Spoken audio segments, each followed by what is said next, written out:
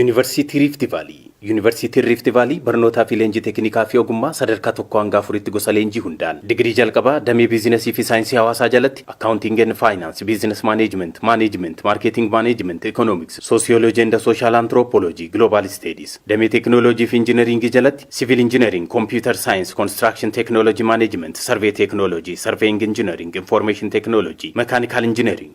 Damee fayyaa jalatti meedikaal laaboraatoorii, miidwaayifarii, ነርሲንግ፣ ፋርማሲ፣ ፐብሊክ ሄልዝ፣ ሜዲሲን። ዲግሪ ለመፋ ቢዝነስ አድሚኒስትሬሽን፣ ማርኬቲንግ ማኔጅመንት፣ ዴቨሎፕመንት ኢኮኖሚክስ፣ አካውንቲንግ ኤንድ ፋይናንስ፣ ፐብሊክ ሄልዝ፣ ሶሲዮሎጂ ኤንድ ሶሻል አንትሮፖሎጂ።